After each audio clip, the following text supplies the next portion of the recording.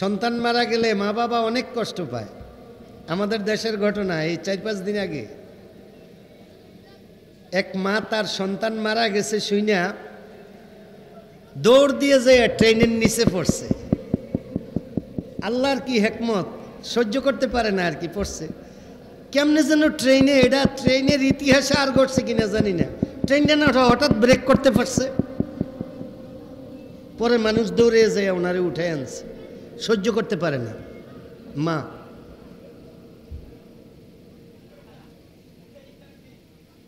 ঢাকায় মারা গেছে সন্তান,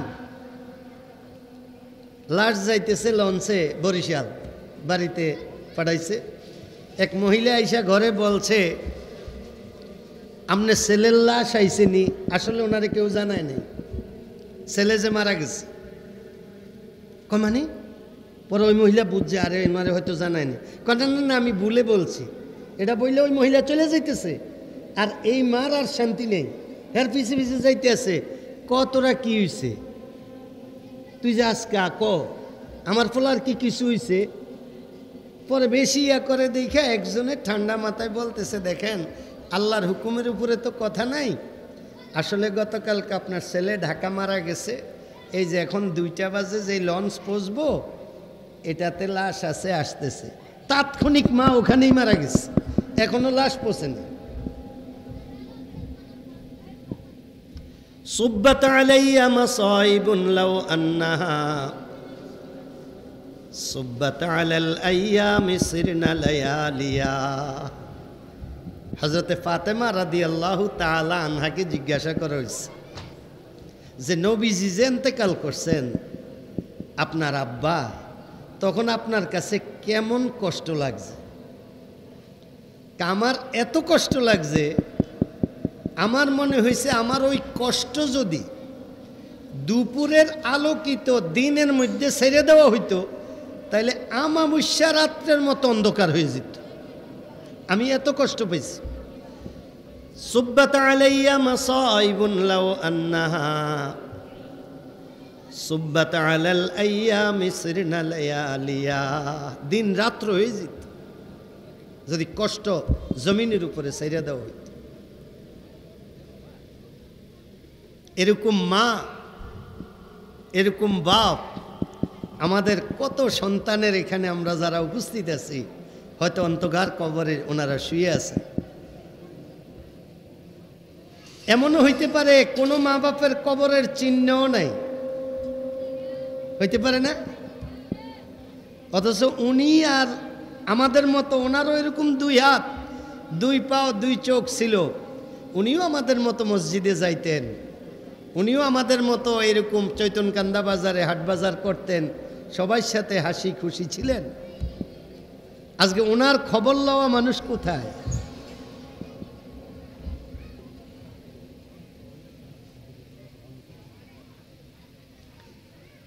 কেউ খবর নেয় না।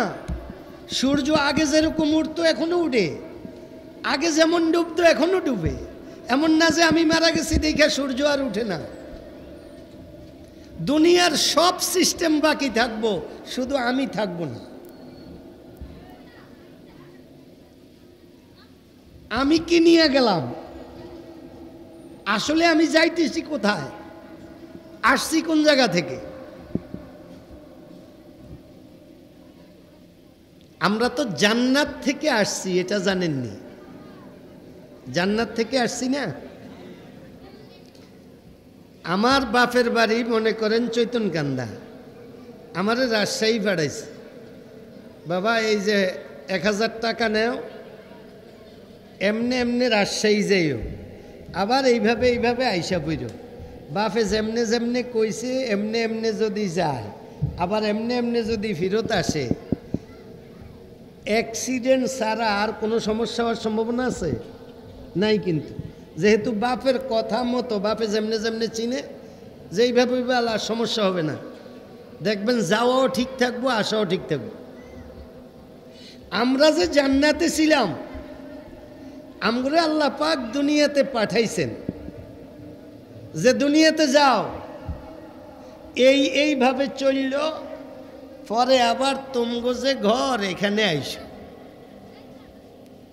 করতে বাইরে গিয়েছিলাম জান্নাত থেকে না, আবার মাঝে দিয়া 60 বছর 55 বছর 65 বছর 70-80 অনেক কম, এই 60-70-এর মাঝামাঝি সবাই চলে যায়। কিছু মানুষ এর চেয়ে ব্যতিক্রম বাঁচে, সেটা অন্য ব্যাপার। তো দেখেন আমরা আবার আমাদের বাড়িতে যাইতে পারবো কিনা, যেখান থেকে আসছি জান্নাত থেকে, এটা কিন্তু সন্দেহ আছে। কেন? সন্তান যেরকম বাপেকে যেইভাবে বলছে ওইভাবে না চলার কারণে দুনিয়াতে বিভ্রান্তিতে পড়ে, আল্লাহ পাকও আমাদেরকে দুনিয়াতে পাঠাইয়া আবার আগের জায়গায় পৌঁছতে পারবা দুনিয়াতে এইভাবে চললে, এটা যদি আমরা না মানি, ঠিক আমরাও ওইভাবে আর আগের জায়গায় যাইতে পারবো না।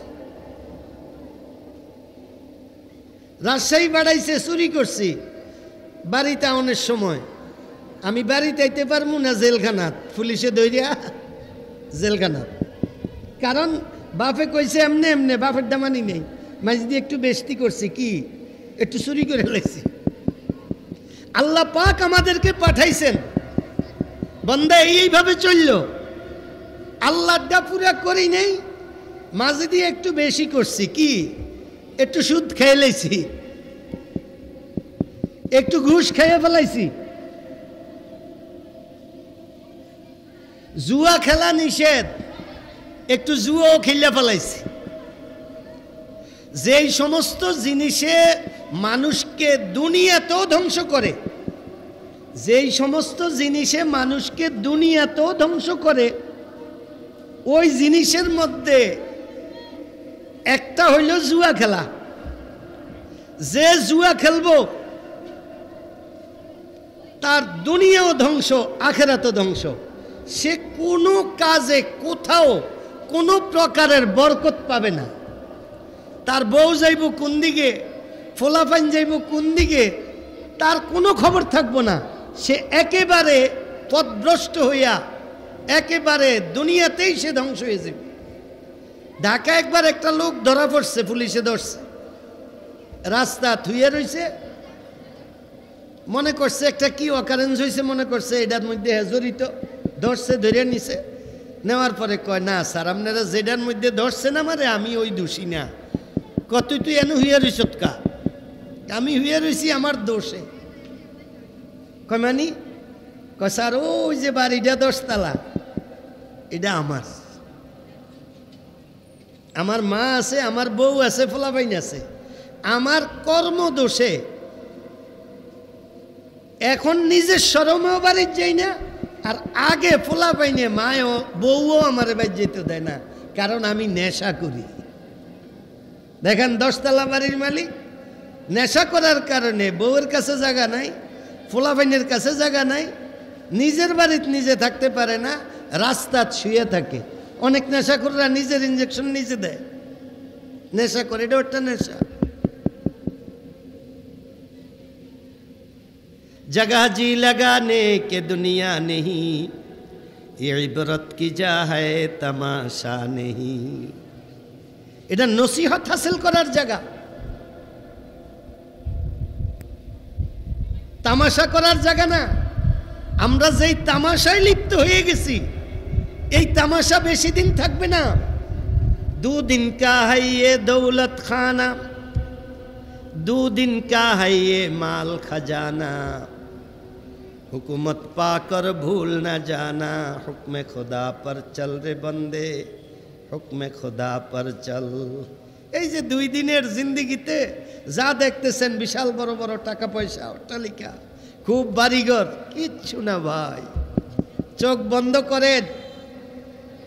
আমি মারা গেছি বিল্ডিংয়ের নিচতলায়, আমার বিল্ডিং 10 তলা, আমি থাকি 4 তলায়। বলেন তো আমার নিচতলাতে 4 তলাতে উঠাইব আর ফলাফাইনে? মারা যে গেলাম নিচতলায়, যে আব্বা মারা গেছে, বাকি আব্বার একটু আব্বার রুমে রাহি। বরং কেউ উড়াইতে চাইলেও ধমকাইব যে না না না, বাইর করে দাও, বাইর করে দাও। কিরে ভাই, বাইর করে দিত আমারে। মসজিদে আসলাম, মারা গেছি, এখান থেকে আমারে খাড়ে উড়াইব, আমার বাড়ির দরওয়াজার সামনে নিব, আমার বিল্ডিং আমার আর উঠানো হবে না। শেষ। বউয়ে আর আমারে দেখবে না। বড় জোর যখন কবরে নিয়ে যায় তখন হয়তো আমার বউরে যাইয়া কইব, আমনে আমনে স্বামীরে দেখবেন নি, দেখলে এক নজর দেখেন। কিরে ভাই,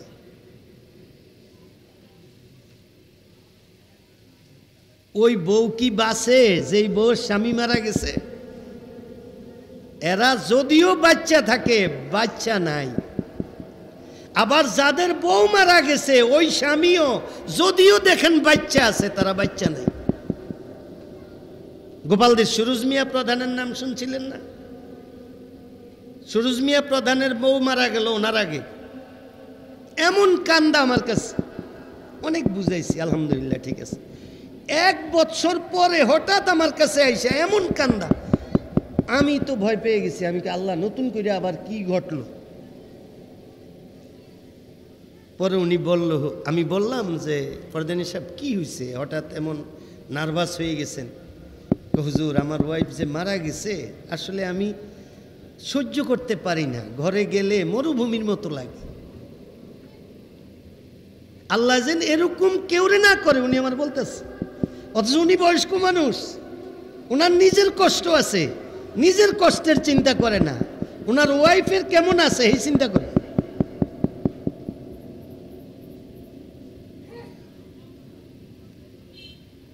যেখানে সম্পর্ক থাকা দরকার আজকাল সব জায়গায় উল্টা। বউ জামাই সম্পর্ক নাই, সন্তান মা বাপ সম্পর্ক নাই, আবার বরকত বিছরা। যেই ঘরে বউ জামাই মিল নেই ওই ঘরে বরকত আসবে না। যেই ঘরে সন্তান এবং মা বাপ মিল নেই ওই ঘরেও বরকত আসবে না, শান্তি আসবে না। আজকালের বউয়েরা তো অনেকে মনে করে আমি স্বামীর খুব খেদমত করি। স্ত্রীদের ইতিহাস তালাশ করেন, স্বামীর খেদমত কিভাবে করছে, তাইলে বুঝবেন আমরা স্বামীর খেদমত কিছুই করি না। হযরতে খাদিজাতুল কুবরা রাদিয়াল্লাহু তাআলা আনহা বলেন, আমি নবীজি যখন পাহাড়ের উপরে, যেই পাহাড়ে আমি এখনো উঠি নাই, এনে উঠতে এখন উঠার জন্য একটু রাস্তা আছে, আমি এখনো উঠি না, আমার ভয় লাগে। যদিও একটু রাস্তার মতো করছে, মানুষ উড়ে এই হাজার হাজার ফিট উপরে, হাজার হাজার ফিট উপরে মানুষ উড়ে, আমি উঠি না। তখন এরকম উঠার ব্যবস্থা ছিল না। হযরতে খাদিজাতুল কুবরা রাদিয়াল্লাহু তাআলা আনহা বলেন, আমি নবীজির জন্য প্রতিদিন 2 বেলা ওখানে নিয়ে খানা পৌঁছে দিয়ে আসতাম। রাস্তা ছিল না, এরপরেও ওখানে উনি খানা পৌঁছে দিয়ে আসতেন। স্ত্রী এটা আমরা জানি। হযরতে আবু বকর সিদ্দিক রাদিয়াল্লাহু তাআলা আনহু নবীজির হিজরতের আগে রাতের বেলা ঘরে আসলে বিছানায় পিঠ লাগাইতেন না, দরজায় দাঁড়ায় থাকতেন। দরজা খটখটাইলেন নবীজি, হযরতে আবু বকর দরজা খুললেন, নবীজি বললেন আপনি ঘুমান না। বলে যে নবীজি দিনের বেলা ওখানে থাকি, আপনি বলছিলেন আমি কোনো কাজে আসব, তো কোনো কাজের কথা তো বলেন না, এই জন্য ওদিন থেকে আজ পর্যন্ত বাসায় যখন আসি বিছানায় পিঠ লাগাই না।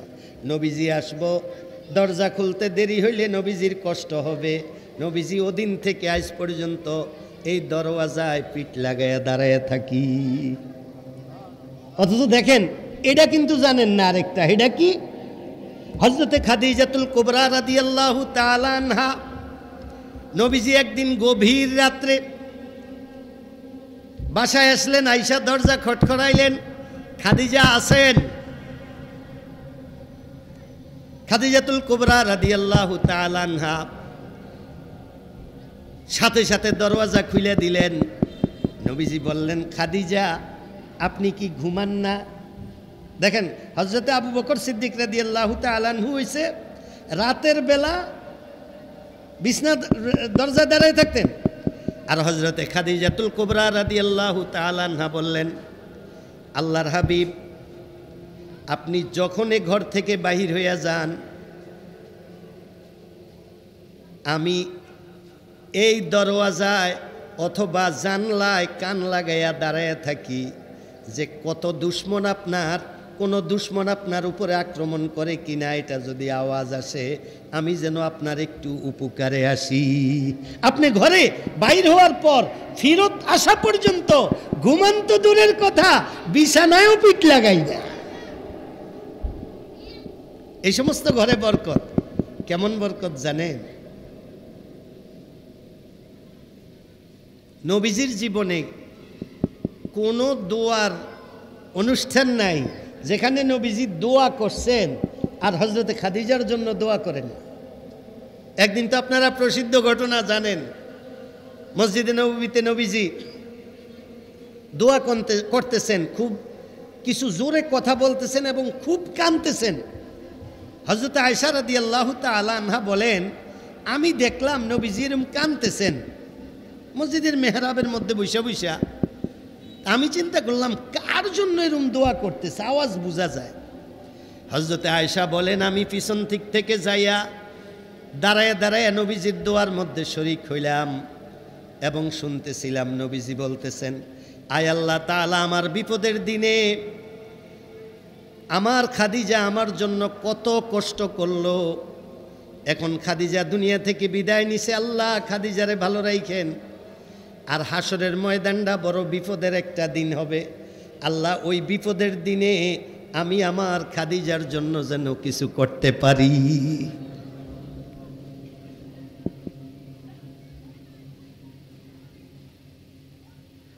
স্বামী স্ত্রী দোয়া।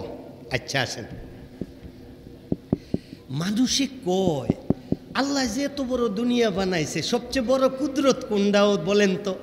তখন অনেকে বলে যে যে সাত আসমান বিনা খুঁড়িয়ে লটকে রাখছে এটা একটা বড় কুদরত।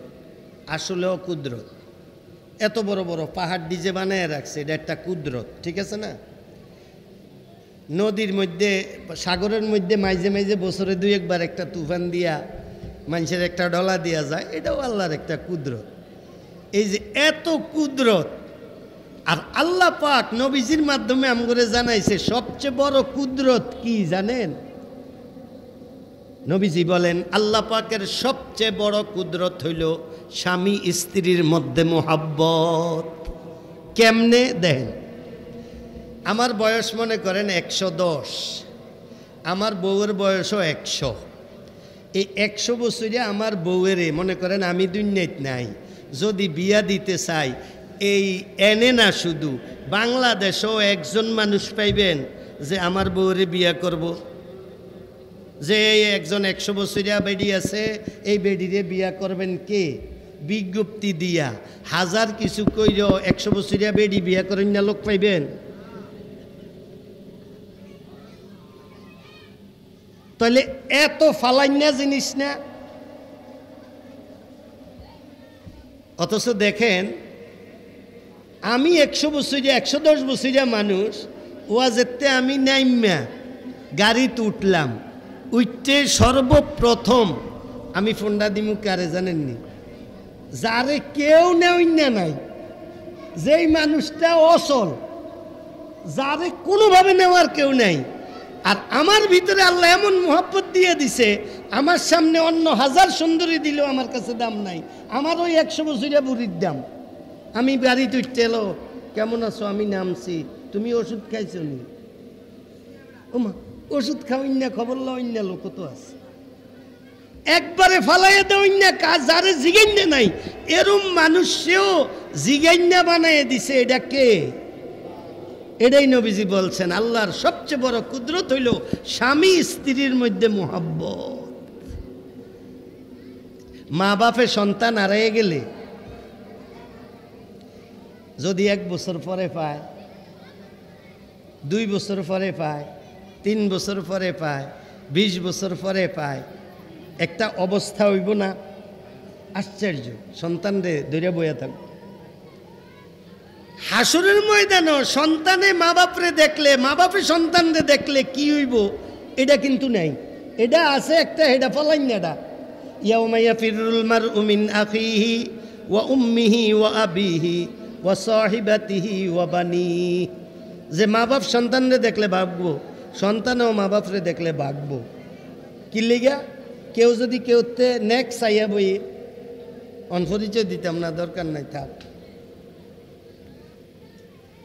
অথচ নবীজি বলেন হাসরের ময়দানে আল্লাহ পাক যদি স্বামী জান্নাতি হয়, স্ত্রী জান্নাতি হয়, সর্বপ্রথম স্ত্রীকে স্বামীর সাথে দেখা করাইব।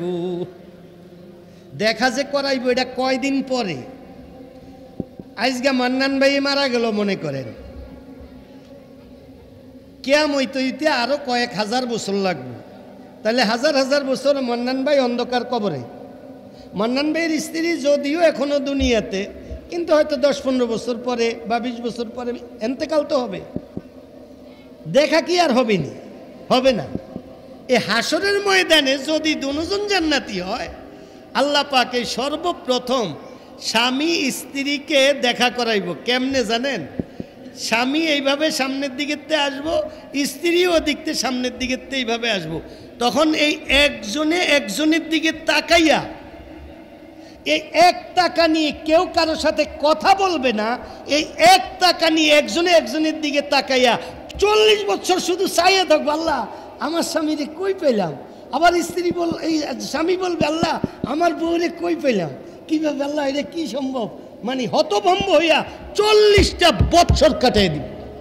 এবার বুঝলেন এটা কত মারাত্মক মহব্বত। এখন আমি শুনি জামাই বলে বউরে সাইরা দেয় 10 বার, বউ বলে জামাইরে সাইরা দেয় 20 বার। এডি সমাজও কি শুরু হয়েছে? আমার লগে 2-4 জন কাজীর লগে সম্পর্ক। আমি কি কাজী সাহেব বিয়া শাদি কেরুম হয়? কেরুম ইনকাম? হুজুর এখন বিয়াতে তালাক বেশি হয়। আমি কি কা কইটা আল্লাহ জানে, কইলে মা মাতবর বেশি, নইলে মাইয়া মাতবর বেশি, এর লেগে কারো আর সংসার টিকে না। আমার আওয়াজ যদি কোনো মারা শুনেন, আমার মনে হয় এটাই আমার শেষ কথা হইতে পারে। যিনি আমার পরে বয়ান করবেন হুজুর চলে আসছেন। আমি এই ঘটনাটাই আপনাদেরকে বলি। একটা ঘরে শান্তি হওয়ার জন্য একজন মহিলা যথেষ্ট, একজন স্ত্রী যথেষ্ট একটা ঘরে শান্তির জন্য। আমার কথা না, নবীজি বলছেন, ক্বালা রাসূলুল্লাহ সাল্লাল্লাহু আলাইহি ওয়াসাল্লাম, আদ-দুনিয়া কুল্লুহা মাতা ওয়া খায়রু মাতা'id দুনিয়া আল মারআতুস সালিহা। মানুষ দুনিয়াতে লাভবান হওয়ার জন্য কত কি করে, ব্যবসা করে, চাকরি করে, গৃহস্থী করে, জাল্লাগিরি করে, কসাইগিরি করে, কত পদের কাজ করে, সবাই উপকৃত এবং লাভবান হওয়ার জন্য। নবীজি বলেন ওই ব্যক্তির দুনিয়াতে সবচেয়ে বেশি লাভবান যেই ব্যক্তির স্ত্রী দিনদার, যেই ব্যক্তির স্ত্রী ভালো। কেমনে? দেখেন, আমি 1000 কোটি টাকার মালিক, বউর লেগে কাপড় একটা 1000 কোটি টাকার মালিক হইলে আমার বউয়ের কাপড় আমি যদি 10,000 টাকার নিচে কোনো কাপড় দেই, এটা আমি জামাই খুব ভালো, এটা বোঝা যাইত না। আবার এরকম মানুষও আছে 10,000 টাকা দিয়ে জীবনও একটা কাপড় কিনত না, ঠিক না? তো 1000 কোটি টাকার মালিক, ওই হিসাবে বউর লেগে 10,000 টাকা দিয়ে একটা শাড়িও কিনছি, নিয়ে বউরে দিছি শাড়ি। বউ না আরেক কান্তে শুনছে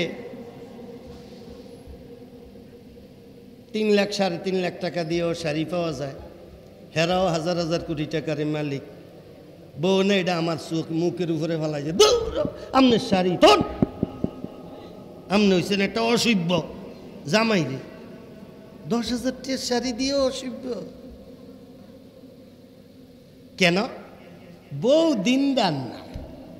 স্বামী যে কত কষ্ট কইরা উপার্জন কইরা ঘরে 2 বা 1000 কোটি টাকা হোক, 1000 কোটি টাকা কি একদিনে হয়েছে? কত কষ্ট কইরা। আর সব তো আমার আর তোমারে, আমার তোমার মাধ্যমে অন্য কেউ পাইব। এনে কোনো ভাগাভাগির ব্যাপার আছে? 10,000 দিয়ে আনছি না 20,000 দিয়ে আনছি, এটা বউয়ের দেখার দরকার আছে? বউ তো আরো খুশি হইব যে আপনি যেটা আনছেন, আলহামদুলিল্লাহ অনেক দামি। মানুষ তো 10,000 টাকা দিয়ে জীবনে কিনেও না, 400-500 টাকা দিয়েও তো কাপড় কিনা মানুষ চলতেছে না, আর এটা 10,000 অনেক। এটা কইয়া জামাইরে একটু সান্ত্বনা দেওয়া দূরের কথা, এটা না মুখের উপরে বলাইছে। কেন? বউয়ের দিনদারি নেই, বুঝ নেই। দিনদারি আছে এরম বুঝওয়ালা বেডিগো খবর উনবেননি মহিলা। হযরতে ফাতেমা রাদিয়াল্লাহু তাআলা আনহা নবীজির সবচেয়ে আদরের মেয়ে, ওনারে বিয়ে দিছে দুনিয়ার সবচেয়ে গরিবের কাছে। জানেন না, হযরতে আলী রাদিয়াল্লাহু তাআলা আনহুর ঘরে বিয়ে দিছে। ওনার বাসর ঘর হইছে কোন বিছনাত জানেন? একটা চাদর বিছাইছে, যেই চাদর উপরে বিছাইলে নিচে খালি থাকে, নিচের দিকে নিলে উপরের দিক খালি থাকে, বাসর ঘরের বিছনা। হযরতে আলী রাদিয়াল্লাহু তাআলা আনহু ফাতেমা রাদিয়াল্লাহু তাআলা আনহার ইন্তেকালের আগে উনি নিজে বলছেন, আমার ঘরে ফাতেমা এক ওয়াক্ত খানাও পেট ভরিয়া খাইতে পারে নাই, আমার ঘরে ওই খানাই ছিল না। এমনকি 3 দিনও ফাতেমা রাদিয়াল্লাহু তাআলা আনহা স্বামীর ঘরে না খাইয়াছিলেন। পৃথিবীর সবচেয়ে দামি মানুষের মেয়ে, আবার উনি নিজে জান্নাতি। ওয়া ফাতেমাতু সাইয়্যিদাতু নিসাই আহলিল জান্নাহ। নবীজি বলেন, আমার মেয়ে ফাতেমা যত মহিলারা জান্নাতে যাবে তাদের নেত্রী হবে। এই মেয়ে, ওনার সন্তান কারা? ওয়াল হাসান ওয়াল হুসাইনু সাইয়্যিদা শাবাবি আহলিল জান্নাহ। ওনার 2 ছেলে হইল বেহেশতের মধ্যে যত যুবকরা যাবে ওই সমস্ত যুবকদের নেতা হবে হযরতে হাসান হুসাইন। এরম মানুষের, এরম মানুষ হযরতে ফাতেমা, ঘরে 3 দিন খানা নেই। এটা প্রকাশ পাইছে নবীজি একদিন মসজিদের মধ্যে দেখে যে অনেক সাহাবীরা 9টা-10টা বাজে, আমরা তো হুদা দরবেশি দেহানের লিগে মসজিদে বইতেই, নবীজি এটা পছন্দ করতেন না। অথচ অনেকে বিভিন্ন কারণে যায়। এক ইমাম সাহেব বলে জিজ্ঞাসে, মাশাল্লাহ আপনি যে মসজিদে আগে আগে আইন, আমার তো খুব ভালো লাগে। আরে আমগই মহল্লাত আমনের চেয়ে বালা আর মুসল্লি কেউ রে দেহি না। আপনি এই শুক্রবারে সকাল 9টায় আয়া পড়েন, শুক্রবার ছাড়াও আপনি 9টা-10টা বাজে আয়া পড়েন, এরম আরেকজন নাই। মাশাল্লাহ, আল্লাহ আপনারে ভালো রাখুক, আপনি এই মহল্লার সবচেয়ে ভালো মুসল্লি। হুজুর আল্লাহর লেগে আইনাও, আমার বউ 2টার ফিডে ফিডি গরো আর শান্তি পাই না, এর লেগে মসজিদে আয়া বইতেই। দেখেন মসজিদও তো গেছে, কিন্তু সোয়াব আছে।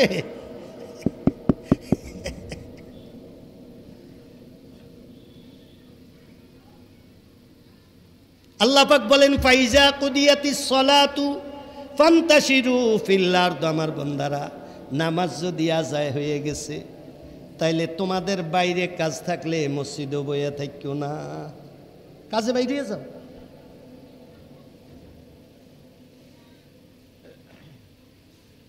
আবার অনেকে আছে টিয়া দেওয়ানের ডরেও মসজিদে বইয়ে দেয়, আবার অনেকে আছে টিয়া দেওয়ানের ডরে তাবলিগেও যাইয়া। বিভিন্ন ঘটনা আছে, কোনোটাই ঠিক না। নবীজি দেখেন সকাল 9টায় মসজিদে সাহাবায়ে কেরামগো এক বিশাল গ্রুপ। নবীজি কয়, কি রে, এটি তো সবটির কাম আছে, এটি মসজিদে গিয়া রে। মসজিদে নবীতে ঢুকছে, এই কি করো?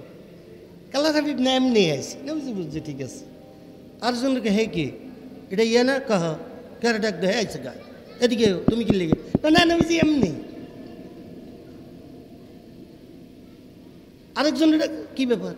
না এমনি। এবার নবীজির সন্দেহ হয়েছে, না আন্দাজি ইডি মসজিদে বইয়া থাকতো না, কাম ফালাইয়া। একটার একান্তে ডাক দিছে, কত অরিজিনালি তুমি মসজিদে কেন আসছো? আল্লাহর হাবিব, আসলে ঘরে খানা ছিল না তো, পেটের ক্ষুদায় কাজে গেছিলাম, ক্ষুদার কারণে কাজ করতে পারিনি, তো ভাবলাম মসজিদে এসে বসে থাকি। আল্লাহর হাবিবের কাছে যদি কোনো দিক থেকে খানা আসে তাইলে ওই খানা খাইয়া শক্তি হইলে পরে আবার কাজে যাব। এবার আরেকজনরে ডাক দিছে, এদিকে আসো। তুমি আসছো কেন? পরে বলছে, আল্লাহর হাবিব আসলে সত্য ঘটনা হইল এইভাবে অনেকজন। নবীজি তো দয়ালু ছিলেন, চোখে পানি চলে আসছে। নবীজির এক সাহাবী সব সময় দাওয়াত দেয়। আল্লাহর হাবিব একটা আমার বাসাতে আইছেন, উনি খুব বড় লোক, অনেক খেজুর বাগানের মালিক মলিদার শরীফে। সব সময় নবীজি কেবল কয় ইনশাল্লাহ যাম, হুজুর আইসেন ইনশাল্লাহ যাম। অনেক দিন হয়ে গেছে, যাওয়া হয় না হয় না হয় না। আজকে এই ঘটনার সময় নবীজির মনে হয়েছে, আরে আমার ওই সাহাবী না আমারে কেবল যাইতো কয়, ভালো হয়েছে, এই সব দিয়ে আয়ো, খানার ব্যবস্থা আছে। যাই ওই সাহাবীর বাড়িতে ঢুকছে। ওই সাহাবী যখন দেখছে এখানে আবু বকর আছে, হযরতে ওমর আছে, হযরতে ওসমান আছে, এরকম বড় বড় সাহাবী সবাই আছে, হে তো নূরুন আলা নূর, খুশিতে আত্মহারা, কি যে করব। আল্লাহ হাবিব রে মুসাফা করে, আল্লাহ হাবিব আপনি কিভাবে আসলেন বলেন, বইলেও আনতে পারি না, কাশছি তোমার ভাইদেরকেও নিয়ে আসছি। আল্লাহ হাবিব এটা খুশি। দেখো এরা খানা খায় না, এদের শক্তি নেই, এদেরকে একটু খানার ব্যবস্থা করো। উনি বাগানে চলে গেছে, সব বাগান থেকে সর্বপ্রকারের খেজুর আইনা বিভিন্নভাবে সব সামনে রাখছে। নবীজি বলছেন, আমার সাহাবী কোনটা থেকে শুরু করব, কোনটা খাবো? ওই সাহাবী বললেন, আমি চাই আল্লাহর হাবিব এবং আল্লাহর হাবিবের সাহাবীরা আমার সব বাগানের খেজুর থেকে খাক, যেন আমার সবগুলা বাগানে বরকত হয়। এক পর্যায়ে নবীজি বললেন, হে আমার সাহাবী, তোমার ঘরে কি অন্য কোনো খানা আছে নাকি বলো। ওই সাহাবী ঘরের ভিতরে যাইয়া স্ত্রীকে বলল। স্ত্রী বললেন, গোশত আছে, রুটি বানিয়ে দিলে গোশত রুটি দেওয়া যাবে। নবীজি বললেন, নিয়ে আসো। নিয়ে আসার পর নবীজি বললেন, এটা একটা বর্তনের মধ্যে দাও, ঢাকো। ঢাকার পর নবীজি ওই সাহাবীকে বললেন, এই খানাটা আমার মেয়ে ফাতেমার ঘরে দিয়ে আসো। আমার মেয়ে ফাতেমা আজকে 3 দিন যাবত আলীর ঘরে না খাইয়া আসি। আমার মা বোনেরা, আজকে মেয়ে গো বিয়া বাইয়া যায় কিনলে গিয়া জানেননি, জামাই বত্তা দিয়া বাদ দিছে।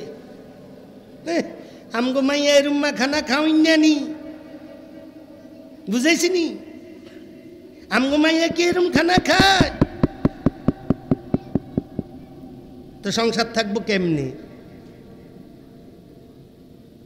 সৈয়দুল আম্বিয়া ফখরে মওজুদাত মুহাম্মদ আরবি সাল্লাল্লাহু আলাইহি ইসলামের সবচেয়ে আদরের মেয়ে স্বামীর ঘরে 3 দিন না খাইয়া আছে। শ্বশুরেরও অভিযোগ নাই, মেয়েরও অভিযোগ নাই, শাশুড়িরও অভিযোগ। তো এনে শান্তি আসবে না? কই আসবে? আর সারা দিন যত টাকা পয়সা করেন, স্বামী স্ত্রী একে অপরকে যদি শ্রদ্ধার সাথে না দেখেন, একজনে যদি আরেকজনকে বুঝার চেষ্টা না করেন, সারা কিয়ামত পর্যন্ত শান্তি হবে না। বিয়া 10টা বদলাইতে পারবেন, শান্তি আসবে না। শান্তি নিচের কাছে, একটু ছাড় দিলেই শান্তি, একটু ছাড় দিলেই চলে। আর বেডিগো ভুল ধরেন না তো, বেডিরা সব কামেই ভুল করব, কারণ বেডিগো এই বেডিরা অনেক হেব্বো। একবার এই চৈতন কান্দায় এক ঘটনা ঘটছে আমার, জানেন না এই ঘটনা? ওয়াজ করিয়া যাইতে আসি, আমি তো এ রুমে চলি, সে সময় আরও সাদা সিধা চলতাম। তা আমি যাইতে আসি, বেডি ঘুমাইছি দিয়ে আমি যাইতে গিয়েছি, কে যে যায় বেডিরে তোর বুঝে না। এক বেডি আরেক বেডির কইতে আছে, দেখ সত্যি গোলামের ফুতে কথাটা কইল কি, আমারে কইতে আছে। আমি নিজে শুনতে আছি, চৈতন কান্দার মহিলা এক মহিলা আরেক মহিলারে কইতে আছে, আমি বলে গোলামের ফুত, আমি বলে কি কইছি। এই যে দেখেন হন কমু, বেডিরা সেরতেও পারে, সেরতেন না, বেডিরা আপনাকে বুঝনের লেগে কইতে আছে।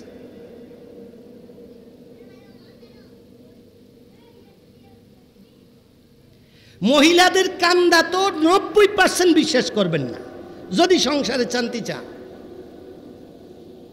হুদেও কান্দা কাইটা আপনার বোনের নামে একটা অভিযোগ দিয়ে দিব, অথবা আপনার ভাইগো নামে একটা অভিযোগ দিয়ে দিব, নইলে আপনার মার নামে একটা অভিযোগ দিয়ে দিব।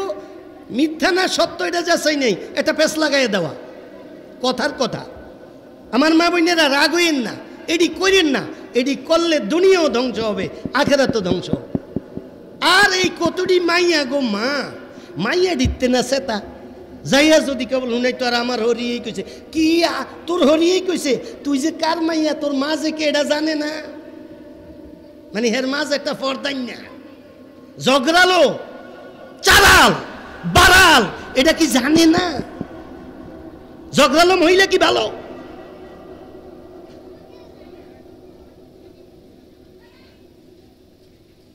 নবীজির সামনে এক সাহাবী বলে উঠল, আল্লাহর হাবিব, আমাদের মহল্লায় একজন মহিলা আছে,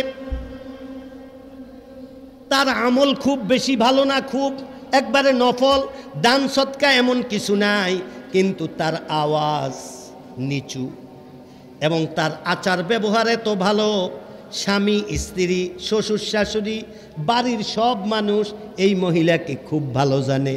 নবীজি বললেন, হিয়া ফিল জান্নাহ, এই মহিলা জান্নাতে যাবে যদি তার আমলের মধ্যে একটু কমিও থাকে, কিন্তু এই মহিলার কারণে যেহেতু তার শ্বশুর শাশুড়ি আরামে আসিল, যেহেতু তার দেবর ননদ তারা ভালো ছিল, আরামে ছিল, বাড়ির মানুষও যেহেতু তার কারণে আরামে ছিল, আল্লাহ পাক তার কিছু কমি খামি থাকলেও মাফ কইরা এই মহিলারে জান্নাত দিয়ে দিব। আরেক সাহাবী দাঁড়িয়ে গেলেন, হে আল্লাহর হাবিব, আমাদের বাড়িতে একটা মহিলা আছে, খুব দান সৎকা করে, সারাক্ষণ তসবিহাত থাকে, নফল নামাজের তো হিসাব কিতাবে নাই, সারা দিন ইবাদত করে, কিন্তু আল্লাহর হাবিব মুখ এত খারাপ, সারা দিন কাজ্জা লাগে আর মাইনসেরে কেবল জারায়, মহল্লার সব মানুষ এই বেডির উপরে বিরক্ত। নবীজি বললেন, ক্বালা রাসূলুল্লাহি সাল্লাল্লাহু আলাইহি ওয়াসাল্লাম, হিয়া ফিন্নার, এই মহিলা জাহান্নামী। যদিও হাজার নফল আছে, যদিও হাজার ইবাদত আছে, যদিও হাজার দান সৎকা আছে, এই মহিলার কারণে শ্বশুর শাশুড়ি ননদ দেবর এবং মহল্লার বাড়ির মানুষ যেহেতু অশান্তি বোধ করছে, এই জন্য তার কোনো ইবাদত আল্লাহ গ্রহণ করে না। আমার মা বোনেরা, আওয়াজ শুনলে এগুলো খেয়াল রাখেন, এটাই আমার শেষ কথা। এই আমগো এই যুগের বেডিগো মতো সত্য ঘটনা, কিন্তু এক মেয়ে, তার বাপ হয়েছে ডাক্তার, শাশুড়ি মাঝে মধ্যে কিছু কামকাজের কথা কয় আর কি, তাহাতে এটি ভাল লাগে না। আজকালের মেয়েরা কি কোনো কামকাজ ভাল লাগে? আমরা পড়াইও হেরুমভাবে, রাখিও ফার্মের মুরগির মতো খাসার মধ্যে কেমনে কেমনে, পরে এটি না জানে, কাম না জানে কিচ্ছু, বুঝেছিনি? যার কারণে এটি খুব তিলিসমত গড়ে এলায়। কিন্তু হরবাইতে আইসে শাশুড়ি কিছু দুই একটা কাম টামের কথা কইছে, ভাল লাগে না, উল্লে শাশুড়ির লোকে কাজে লাগে। এক পর্যায়ে হে জামাইরে কইছে, আমনের মারে একটু বুঝিয়ে দেন। কারে এমনি কথা কইও না,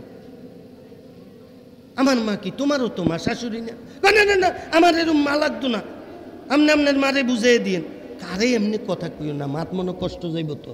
তো দেহে জামাইরে কইয়া লাভ নাই, বাইক গেছি গিয়া বাপ না ডাক্তার, বাপে যাইয়া ডাক্তার, এই ময়ায় যাইয়া ডাক্তার বাপেরে কয়, আব্বা আমনে এমন একটা ওষুধ দেন যে ওষুধটা খাওয়াইলে আমার শাশুড়ি মরে যাই। শ্বশুর তো আগেই নাই, শাশুড়িটা যদি মরে যায় তাহলে আমি একবারে আরাম। আমার কাছে আরো মাপসাপ চায়, আমারে আরো খুব আদর করে, নিজের মেয়ের যেভাবে করে এর চেয়ে বেশি করে। কত মাওন তুমি কি চাও? আমি চাই আমার শাশুড়ি যেন না মরে, ওনারে আল্লাহ বাঁচাইয়া রাখো।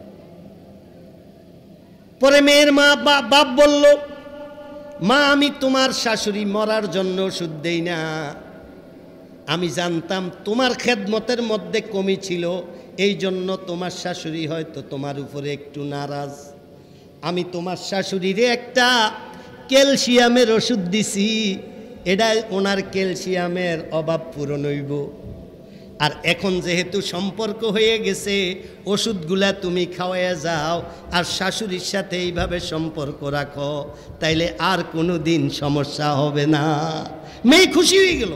আমার মা বোনেরা, আমি আপনাদেরকে একটা অনুরোধ করব, আপনারাও আপনাদের মেয়েদের ব্যাপারে, নিজেরা নিজের শ্বশুর শাশুড়ির ব্যাপারে, জামাইয়ের ব্যাপারে, ননদ দেবর, এইভাবে পুরো সংসারের ব্যাপারে জান্নাতি হওয়ার জন্য একটা ভূমিকা রাখেন না, যেন আপনি মারা গেলে আপনার দেবর বলে যে আরে আমার ভাবি অনেক ভালো ছিল, আপনার ননদ বলে আমার ভাবি খুব ভালো ছিল, আপনার শ্বশুর শাশুড়ি আফসোস করে যে আমার পুত্রবধূ অনেক ভালো ছিল, এবং আপনার স্বামী যেন বলে আল্লাহ আমার স্ত্রী খুব ভালো ছিল।